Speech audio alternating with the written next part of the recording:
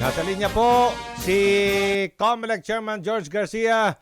Chairman George, sir, good morning. This is Aljo Bendio sa ngalan po ni Congressman Erwin Tulfo. Magandang umaga po Sir Aljo at magandang umaga rin po sa mga kababayan natin. Kumusta po sa pangkalahatan ng paghahanda natin, Chairman? Ngayong next week ay filing na ng COC at malapit na po ang halalan.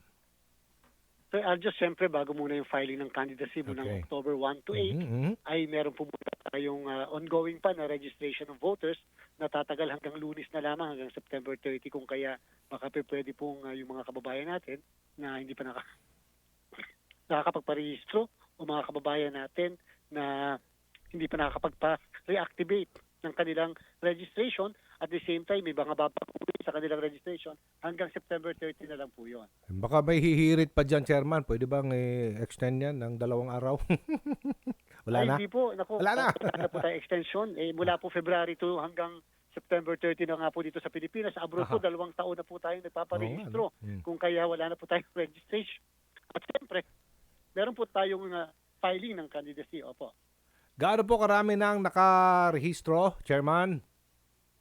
Sa kasalukuyan po, mga 66 million pa lamang po ang ating registered voters. 3 million po yung mga nadagdag na mga botante po natin. At syempre dahil ongoing pa nga, hindi pa po namin napafinalize yung list of voters po natin. Ngayon po, dahil meron po tayo na-discover na 5.37 million na mga kababayan natin deactivated and therefore hindi makakaboto kung hindi sila magpapa-reactivate ng kanilang registration. Paano po sila makapagrehistro?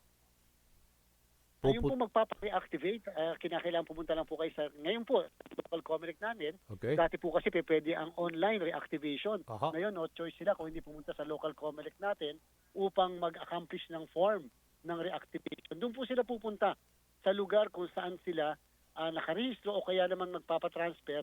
Dapat po ang i-accomplish nilang form, transfer with reactivation. Wala na ho sa mga mall? Well, meron pa po yung ibang dito lalo sa Metro Manila na mga malls po tayo sapagkat nilipat po ng mga local COMELEC namin yung pong mga registration sites natin. So, meron pa rin pong ilang piling mga malls na pwede po nilang matingnan doon. Kung hindi man, no choice na po sila kung hindi pumunta doon sa munisipyo o city hall kung nasaan yung local COMELEC po namin. Pag 17 years old na at mag-18 na this year, pwede ho bang magparehistro? Ay opo, basta po 18 at the time of voting sa May 12, dapat ay 18 na. Kahit 17 pa lamang ngayon, pwede na pong maparehistro. At yung pong mga registered na sa SK, yan po automatically na po namin ini-import ang kanyang record mula sa SK at automatically ginagawa namin registered voter sa regular na pagboto. Okay. Dito naman po tayo sa absentee voting ng mga OFWs natin. Ano pong update, Chairman? Meron po tayong for the first time, magkakaroon po tayo ng internet voting.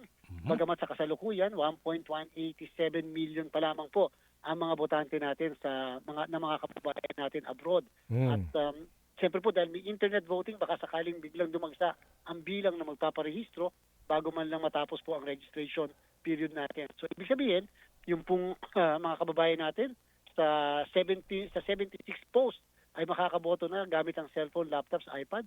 Yung mga seafarers natin, mga marino, makakaboto nang hindi na nila kinakailangan pumunta pa sa mga embahada or konsulada. Meron lang pong 17 post abroad, katulad ng China, Russia, Iraq at iba pa, na hindi po sila pumapayag gamitin ng internet services nila. Kaya magpapadala lang po tayo ng mga makina doon para makaboto. Ano po ang ipinagbabawal sa unang araw po ng filing ng COC, October 1? Dahil nga po, Sir Aljo, sa desisyon ng Korte Suprema sa kaso ng Peñera versus COMELEC, ang sinasabi po ng kasong yan ay hindi pa po sila kandidato sa pag nag-file sila ng kanilang candidacy. Sila po ay kandidato lamang sa unang araw ng campaign period. Yan po ay sa February 11 sa national position at yan po ay at 45 days o March 28 sa local position. Ibig sabihin, mula po mula po October, November, December, January hanggang February, sila po ay hindi pa kandidato. And therefore, pwedeng umikot, pwedeng whatever man kung anong gusto nilang gawin at hindi po sila makakasuhan ng premature campaigning. Lahat ng gastos nila sa ADJO ay hindi pa kinakailangang i-report sa Statement of Contribution and Expenditure hanggang sa isang araw bago mag-start ng campaign period. Yung mga police po naka-assign sa mga VIP, Ano po magagawin natin? Or mga kamag-anak Pagdating po na ng Enero, tumatakbo. kinakailangan ma-pull out po. Go ahead. Opo. Kinakailangan po ma-pull out lahat yung mga yan.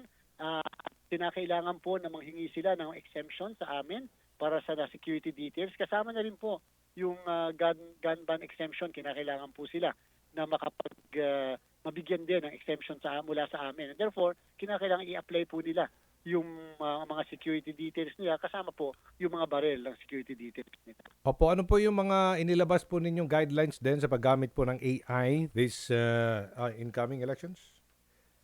Kinakailangan, for the first time din po, ito is first time natin ginawa, naglabas tayo ng guidelines sa social media, sa AI, sa deepfakes at iba pang mga programs at sinabi natin na wala naman tayong problema na gamitin ang AI sa pangangampanya basta ba kinakailangan sumunod doon sa ating patakaran at kinakailangan yung mga social media accounts ay i-register po sa Commission on Elections ng kandidato at nung mismong campaign staff. Kasi kung hindi po yan marirehistro, papatanggal po namin yan mga social media posts na nagpo-promote ng isang kandidatura ng mga kandidato sa mga platform. Kasi po ayaw natin mag-create ng misinformation, disinformation at lalabanan natin yung fake news. Okay. Abiso na lang po muli sa publiko para sa darating na halalan lalo na itong election period simula sa susunod na buwan. Siyempre po, Sir Aljo, yung sa filing ng candidacy sa mga kababayan natin, bagamat sila hindi pa kandidato, although naghahain na ng kanilang kandidatura, maaaring wala silang nilalabag. Pero siyempre, kinakailangan naman ay kahit paano, hindi sila makaka-istorbo ng traffic, kinakailangan maging maayos yung filing ng Certificate of Candidacy nila. Ngayon pa lang, kinakailangan pag-aralan nila natin yung ating kilos at yung kanilang paghahain. Diyan natin makikita yung kanilang pagiging seryoso sa pagtakbo, bagamat maaaring hindi pa sila kandidato. Sa Aljo, para sa mga kababayan natin, bawal ang substitution kung magwi-withdraw ang kandidato. Pwede nang magkaroon ng palitan kung mamamatay o madidisqualify yung kandidato. At yung lahat ng elective official na tatakbo sa mas mataas na posisyon, mas mababang posisyon, hindi po sila deem resign. Pero yung lahat ng appointed position na tatakbo sa national and local position ay deem resign automatically pag nag-file sila ng kanilang kandidatura. Thank you so much, COMELEC Chairman George Garcia. Good morning. Maraming salamat po, Sir Aljo. Okay. Thank you.